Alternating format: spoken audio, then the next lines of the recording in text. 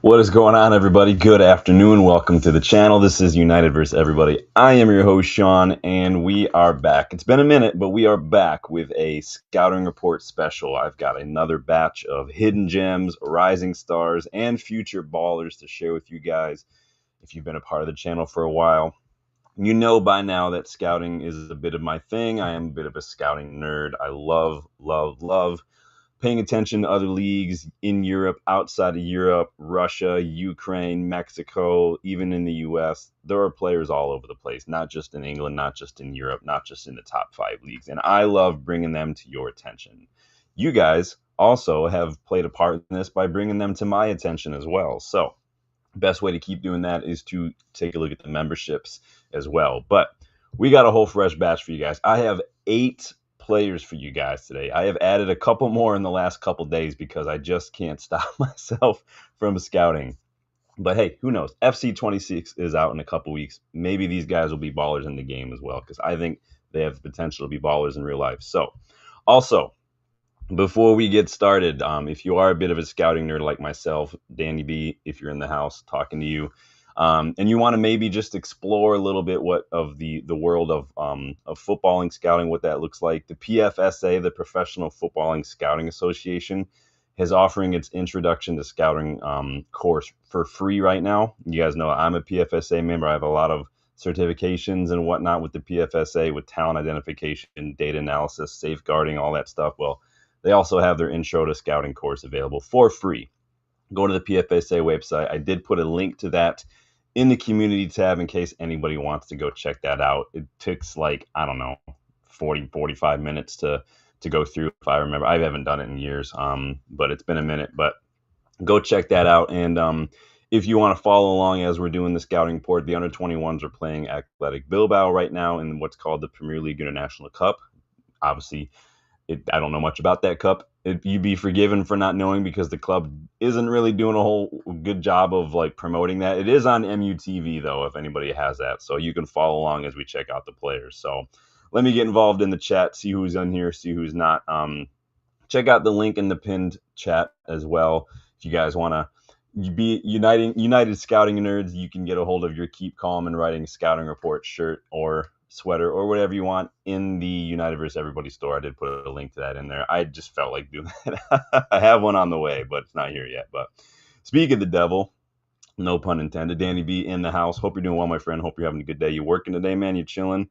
It's crap weather here today. It's been raining most of the night on into the day. It's muggy. My sinuses are killing me. So that is why I'm rocking the tea right now. I should be rocking like some black tea with lemon or honey, but it's just Earl Grey with a little bit of milk, which is typically my go-to in the afternoon. But big up, Danny. Rob Taff in the house. Yes, guys, please hit that like button. Please subscribe to the channel if you are new. Please share the videos. I love doing the scouting reports. I love to get more people involved. I love to get them out there into the world so people can just get to know other players and stop just waiting for the news to link us to somebody on Twitter. There are other players out there, and you can look smart in front of your friends and saying, "Oh yeah, this person's got the 87th percentile for dribbles per 90." And people find that shit awesome. So check it out. But memberships are the best way to recommend that. Go check out the store as well. Who we got in here? Danny's got all sorts of recommendations. Yep, they are on TV, man. They just put out the starting 11s not that long ago, so you can go check that out. Don't know how long the scouting report's going to take, a little bit, but we are going to dive right in, starting with my first one here for you guys. Probably the most well-known one on my list today for anyone who watches a little bit of Eredivisie, but a lot of people still don't know who these guys are. So let me get involved first and foremost, starting with Ismail Saibari. He plays for PSV Eindhoven, and he's a bit of an 8, bit of a 10, probably more, I guess, what you would call like an advanced 8, maybe where you'd see someone like Odegaard or like Bruno playing in an 8 role, as opposed to like a João Neves, kind of more like, you know what I'm saying. But he's a very good midfielder. He's 24 years old. He's good height, good build, really good chance creator, really good link up. He's a really good player for getting that ball in midfield and getting it up the pitch and creating chances. And he performs in the Champions League as well. He's performed in Europe for PSV. 15 goals in all competitions last season. ninth in the Eredivisie last season for goals, second for assists last season, and he's fifth for expected assists already this season as well. Saberi is used mainly as a 10 and an 8, but I think if United were to look at him, like if this was someone that United were looking at, I see him playing as one of those 10s. Or maybe if we had a manager who played a 4-3-3, he'd probably play as one of the 8s. But Saberi is a goal-scoring and a midfielder, a chance-creating midfielder. He is most effective in the final third, and I wouldn't want to ruin that by playing him too deep in like a Ruben Amorim 6 or something like that, or a Ten Hag 6 kind of a deal. I want him to play higher up the pitch. He excels at everything you want in that area of the pitch, personally. He's good at breaking up play. He's good at beating that initial press. He's good at creating space for himself. And again, he's good at just creating in general. You can see he operates mainly in that kind of final third outside of the box, getting involved, chance creating. I really like that. He's so effective in these channels, in these half spaces, making these late runs, drifting into the empty space. He's so good at that because he's good on the ball and he backs himself in those situations, just which is why he's able to take on the defenders and beat him for, with pace, with trickery, just a little bit of savviness to get himself into space. I like that. He's got the work rate and the mentality to pitch in off the ball as well. But I do think that's definitely an area he can improve. As you can see, he's not known for being this powerhouse defensive, but if you look at the numbers in terms of getting the ball up the pitch, getting involved in the goals, creating chances for his teammates, this guy is literally in the top 1% for pretty much every metric you can think of. He is that guy. But again, I really would want him to improve that physicality a little bit if he has aspirations of playing in a more physical, tougher, demanding league such as the Premier League. Now, there's also been rumors with Sabari of some clashes, some personality differences with PSV manager Peter Bosz right now. And this is largely to do with him turning up late to training, something that we keep some energy for when it comes to like Rashford and Garnacho. So again, that's something he's really going to have to cut out of his game. He's 24. You can't be doing that shit anymore. But it hasn't stopped him from being linked with a lot of big clubs. AC Milan, Atalanta, Villarreal. All these clubs are reportedly interested, but the rumor is that PSV are holding out for more than 20 million euros. So it's not a big deal when you look at it on its face. And some United fans are probably going to be tired of players from the Eredivisie, and the turning up late to training is not going to go down anyone. But when it comes to getting that ball in advanced positions, getting up the pitch and creating chances, there's not many better right now, especially in the Eredivisie, than Sabari. If you look at these percentiles, green is the best color to see on these things, but I do like him. Yeah, he's a little similar to McTominay in the way he's going to play, but he's definitely got more techie skill than McTominay, in my opinion. But let's not talk about McTominay. We're just going to make Justin cry. So let me know your thoughts on Ismail Sabari. Do you know who he is? Are you a fan? Have you just your first time hearing about him? Do you like what you see? Where do you see him playing if we were to sign him at United again? I think he would be one of the 10s, but we already have 2 10s. But he is a good player. Keep an eye on him. Somebody to look out for. Moving on and sticking with the Eredivisie, this is Kodai Sano.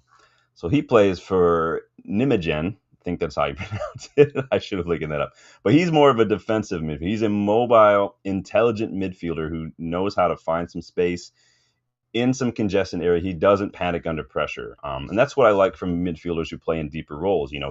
Create space, show for the ball, beat the press, create space for yourself. I like that. 21 years old, 5'9", really good dribbling, really good pass completion. He's versatile. He's got good control, good touch. I like this all. I mean, he's excellent first touch. He's good at, again, just creating that space for himself and dribbling his way out of trouble. But I also like how he keeps possession ticking, moving, and he shows that ability to maintain tempo. Another underrated quality, I think, in midfielders. Someone like a Carrick, a Busquets, someone who just keep things ticking is always an option if their teammates get into trouble. He's always there. But you also see that he puts in a shift off the ball. He gets about the pitch. He's operating right in that middle kind of third of the pitch, which is, again, where you want these midfielders to play. But you can see he puts in a shift off the ball, too. And this is what really stood out to me. It's like you look at this and you're going to say, wait, there's nothing is like up in the 90. It doesn't matter necessarily if they're in the 90. The 99th percentile is extremely rare. Anything that is average or above is very good. But what I like with this is very all around. You can see he's got defensive numbers, he's got good take-ons, good pass completion numbers, good shot creating action numbers as well. Like Sano is a good all-around midfielder. He's adapted well too from the step up to the Eredivisie from the Dutch league, from the Japanese league. I'd like to see over time a bigger sample size, and he's still young. But if he can keep up this consistency, develop a little bit in the physicality side, there's no doubt that I think he can earn himself a move to a bigger club. Now he's contracted till 2028. Danny says not heard of him last season. Now he's doing very, very well. Sometimes I'll see a player in a match and I'll have to make note, and then I want to see how they do over the course of a season or so. So sometimes people recommend stuff. These players are on my list. Jarvis has mentioned a couple players that I'm like, they're on my list. I'm just keeping an eye on them first, and then we'll wait and see what happens. But Sano's showing me good things. It's someone to keep an eye on. Is he ready for a step up to a top Premier League club right now? Couldn't tell you. Is he one to keep an eye on for sure? Absolutely, because I see him going maybe the Tijani Reinders route, maybe going from the Eredivisie to like the French league or the Italian league, and then maybe a step up someplace there. So if he continues what he's doing, because he's doing a very good job right now. But that's Kodai Sano. Let's go to the opposite end, not the opposite end, a little deeper back of the pitch. And so we're talking about a goalkeeper right now. Kane van Oevelen. Plays for Volendam in the Eredivisie, so a lot of Eredivisie players today. But he is a goalkeeper. 22 years old, 6'6", but he is a box commander. He's a good distributor. He's a good shot stopper. Pretty much all the things you want from a goalkeeper. You can see he has no problem getting his hands in, getting involved in the mixer, and just getting that ball out of his area. Now, Kane was originally an outfield player, converted to a goalkeeper when he was 14. Then he made his first team debut for Volendam when he was just 20. He's kind of peaking young here, taking over for their senior goalkeeper. He was instrumental in Volendam winning the Dutch second division and earning promotion to the Eredivisie. He had the second best save percentage in that league last season with 77.5% save percentage. Volendam must be worried about losing him too, because they renewed his contract in January of last year, extending that to 2028. After his man-of-the-match performance against Excelsior last December. He is a unit, like I said, 6'6", makes saves, commands his area, and his distribution is solid. You can see he's got a really good save percentage, touches. He gets a lot of time on the ball, too, which means he is also a bit of a modern keeper and that he's comfortable on the ball. Again, lots of touches, top 1% for touches, top 3% for crosses stopped. Again, goal kicks, launch percentage, length, all on point. He's a bit of old school, but also a bit of modern, which is what I like about him. Everything you want in a keeper. I mean, he was in the team of the week following his debut in the Eredivisie. He's young, 22, so we're going to watch him, see how he develops. But I do think you're going to be seeing his name all over the rumor mill in the summer if he keeps up his form. He's looking really, really good. I absolutely love this guy. Danny's never heard of him. I'm always a little proud when I find some players that people have never heard of. That's kind of the point of all this, right? But these are ones to keep an eye on, right? You want to keep an eye on them and see how they develop, how they perform, especially if their clubs, get promoted, for instance, or they get European qualification and they get to play in Europa League, Champions League. How does that handle? If they transfer, how do they handle that kind of stuff? I always keep a lookout for those kind of transitions. First and foremost, it's sample size, so a number of games, but also then transitioning, making the step up. Can you handle that? So it's always nice to keep an eye on for that stuff. So moving on, let's look at center backs here. Albion Hajari plays for Hoffenheim in the Bundesliga. 22 years old, but he's 6'2", a good, solid, physical young center back. He's really good at playing out from the back. He's left-footed, plays on the left side of defense, good on the ball, good passing, good at interceptions. He can read the game very well. His positioning is very, very good. He moved to Hoffenheim this summer from the Swiss League with Lugano, where he was known as being a pacey, physical defender. The guy is just comfortable on the ball. He suits the modern game to a T when it comes to defenders wanting to build out from the back, kind of being defenders being, midfielders in that way. 10th in the league for accurate long balls last season in the Swiss League. He's, again, good at picking out his teammates. He's very good at reading the game. Look at his interception, his dribbles, and his passing numbers in a second. But you can see here, he's just dominant. He's in his whole half, and he can play even in the opposition half just fine. And if you see that little red blob in the opposition box, the guy gets involved on corners and free kicks. He gets involved. Interceptions, blocks, very, very good. Take-ons, touches in the area, very, very good. Pass attempted, pass completion, progressive passes, all good for defenders. I like what I see here from this guy. I like his mentality. I want to see some of that physicality improve when it comes to tackles and clearances and aerial duels, but I like him a lot. He's going to make the sort of errors that you're going to expect a young defender to make, kind of like what we've seen from Euro now and then. That's normal. That's part of being, a 22-year-old defender. But the fact that he's got so much already at such a young age, especially in European competition as well, it's exciting to see. Again, he just moved to Hoffenheim. Leverkusen were also interested in the summer. West Ham reportedly had a verbal agreement for him, but that fell through. Torino, Lazio, all linked as well. I want to see how he does with a season in the Bundesliga, because this guy could be the next young, top, ball-playing, modern mold center back if he keeps up his development. But he looks a very, very good player. Dana says could be a future Leach replacement. Yeah, there's a lot of players out there, even in the Bundesliga, like Wolfsburg, Kuliarakis. Good young left-footed defender. There's a lot of good young left-footed defenders out there right now.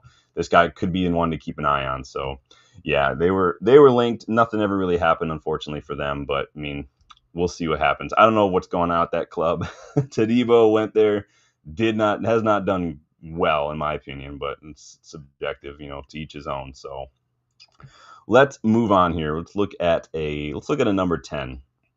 How about Dejan Zukic? Plays for Wolfsberger. They play in the Austrian Bundesliga. 24, 6 foot. The guy creates chances. He's got goals. He's got a work rate. He's a hard worker, but he's also versatile.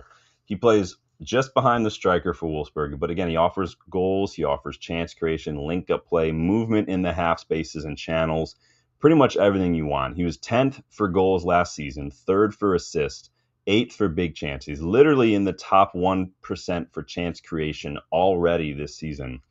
He's willing to take shots, make forward plays, and he's probably more direct in that sense than some play in the role. But the guy is kind of like Bruno in that he's all over that opposition half. He takes the corners as well, and he's the one in charge of taking the ball at kickoff as well. I think under a system like this, in Crystal Palace's 3-4-2-1 or in Amorim's 3-4-2-1, he would suit one of those 10 roles really, really well, because you can see he tends to drift wide into those wider areas, which is kind of like what our 10s do. I'd like to see his defensive output improve. Now, they don't have FB Ref for the Austrian league, so we're going on what FootMob has to say. But again, top 1% for chance creation already. He gets a lot of touches on the ball. He is average when it comes for aerial duels, but I would like to see a little bit more of a work rate off the ball as well. But again, he's 24 now. He's doing extremely well in the Austrian league.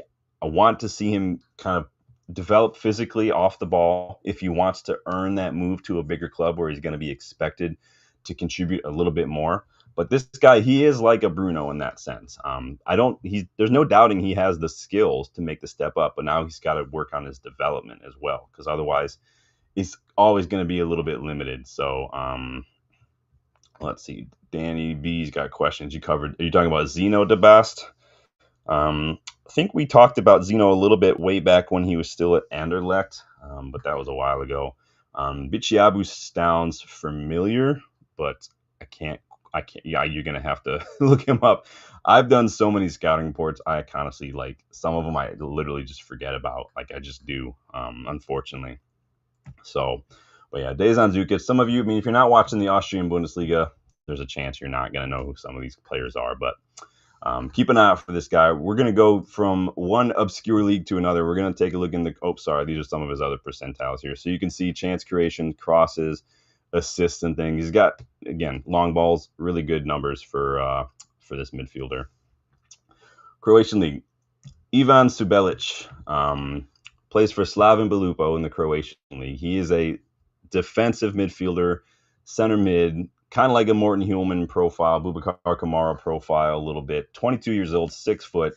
But the guy is an absolute, world beater already. Long ball is good. Duels, 1v1s, dribbling, beating that initial press, very, very good. Good physicality, good intensity as well. The guy is a young beast, man. He's just no problem throwing his weight around in midfielder. This is the physical midfielder who not only will win the ball, but will beat that initial press, drive it up the pitch, and find his teammates. This is what we want. This is Cobby if Cobby had a little bit more defensive and physicality to him, if that makes sense.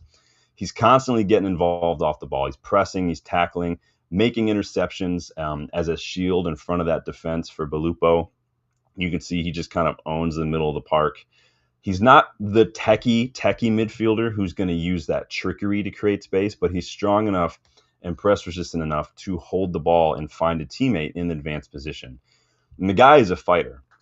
He's got the mentality, the intensity, the work rate, and the all-around ability to be a solid addition to almost any midfield. You can see these numbers when it comes to tackles, his duels, aerial duels, interceptions, recoveries, possession won in the final third.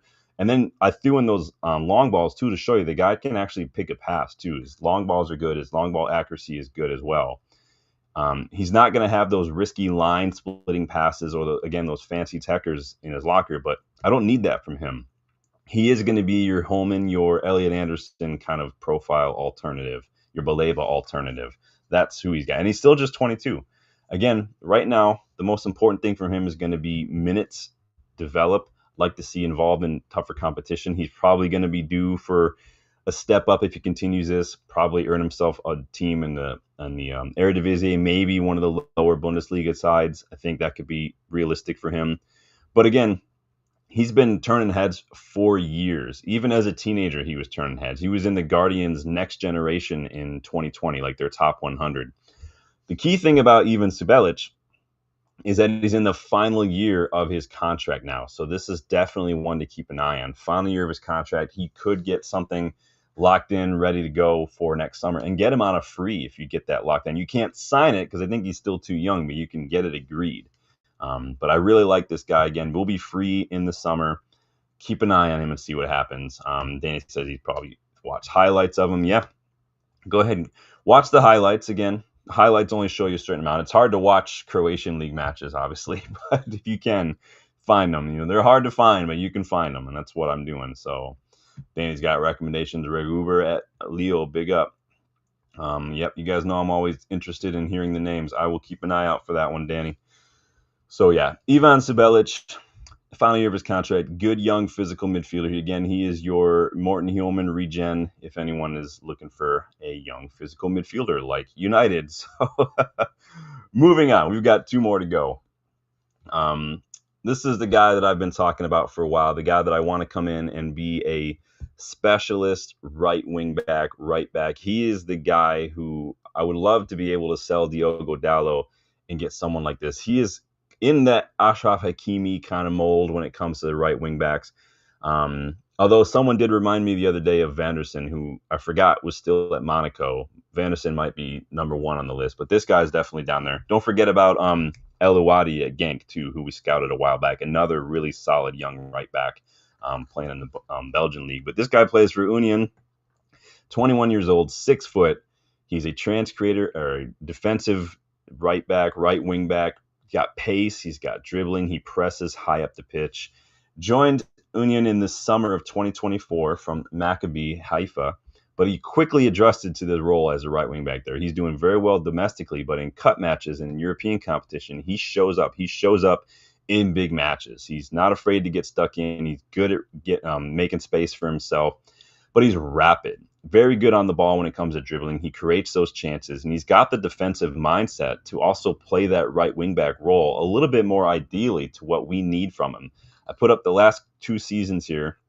So the top one is last season, and since it's early in the season, the bottom one is this current season. But you can see up and down the pitch, he's getting touches in his own box. He's getting touches in the opposition box. He hugs that touch line. It's what you want. And again, he puts in a shift off the ball, which is really, really what I like. And this is what I'm talking about. Look at these percentiles and you're like, holy shit. Not only is he, again, look at these like top 5% for tackles for fullbacks, interceptions, blocks, his aerial duels, again, he's physical, but look at his ball progression. Literally top 5% for everything.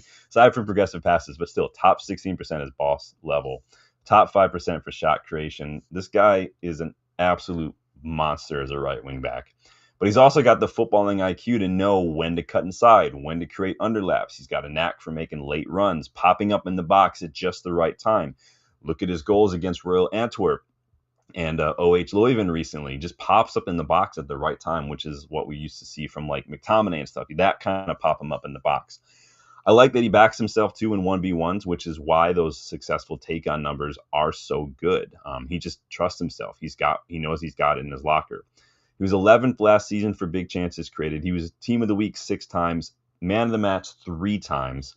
I'd like to see some of the ball retention and his final ball improve, but he's still pretty young for a player, and he's still developing. If he develops, though, in those areas, those consistencies and things, kind of like what we've seen from Dorgu, he could be one of the best He could be the next Achraf Hakimi, in my opinion. He's linked to Wolves. Wolves were interested in the summer. Again, a team that does play with wingbacks. Union played about €7.5 million for him, so they're going to want a little bit of a fee for him, but he is an absolute boss. Danny doesn't know who this guy is. His final product is, it's kind of like Dorgu's. You can tell he's got all the things. He's just working on that final ball. It is consistent, though. If you look at the shot creating actions and everything, and the balls in the box and whatnot, chance creation, like, it's good. It's very good. I just need him to it's just one area that he can work on. And when you're this young, it's not unexpected that you're going to need to work on some of that stuff. But he's already got 1 assist this season. He put in a man of the match performance against Go Ahead Eagles. He's already been in the team of the week once, and he was also in the team of the month one time last year in the Eredivisie. So I like what I see that. So let's move on to my next player. From one side of the pitch to the other when it comes to fullbacks, here's a left back. He plays for Heerenveen, also in a lot of Eredivisie players, but he's a left back. This is Vasilios Zagorakis, Greek, of course, 24 years old, 5'10", but he's balling out in the Eredivisie right now. He's got physicality. He's good in 1v1s. His chance creation is very good. Dribbling's good. He reads the game very, very well. He might just be the second Greek player that we've scouted on this channel now that I think about it, but he is an experienced left back who can also play wing back because he's also very good at carrying the ball. Last season, he was 9th in his league for successful dribbles per 90. He can get the ball up the pitch. So again, he's already got 1 assist this season, put in a man of the match performance recently. He's already been in the team of the week once. He's doing very, very well. But again, he's also a fullback, so he's got those defensive duties as well. He was 13th for tackles per 90 last season. He's a hardworking, modern fullback who does love to get that ball up and down the pitch, join in on the overlaps, on the overloads, and put crosses in the box. You can see he is all over that left side, and you can see he's got a lot of underlaps and moving inward on the pitch as well. He's comfortable on the ball, really good passing range. Again, those crosses are good. He's good at short little 1-2 give and goes, but he's also got a good switch of play or even a line splitting pass in him if you want to. He's got good interceptions, physical. Look at those aerial duels. Again, the ball progression, the take-ons, the carries, the passes, the shot creating actions. This is what I love to see from fullbacks. I wouldn't mind a more experienced fullback to come in because I don't know if Harry Amos is going to quite have the physicality. Luke Shaw is probably on his way out. Diego Leon's got a lot of work to do. He's just got his first real full competitive start for the under-21s recently and looked still like he's got some time to develop. So I don't think we can count on Diego Leon quite yet. So that leaves, again, Dorgu and like Shaw. And Shaw's 30, and he's not really going to get up and down the pitch as much. So this is someone maybe, again, where I'm not, just because I say this is someone United are going to get doesn't mean they're going to. But again, this is the profile I'm looking at. I've seen him compared to Grimaldo at Leverkusen, if you guys are familiar with Grimaldo at all. I love to see his 1v1 defending. I like to see those tackles improve a little bit. But again, that's not crucial if you have to make a tackle. As Maldini used to say, you've already failed, so I'm not that worried about it. But I'd like to also see how he handles competition in a tougher league, tough wingers that he's going to have to face in some top leagues and not necessarily in Eredivisie.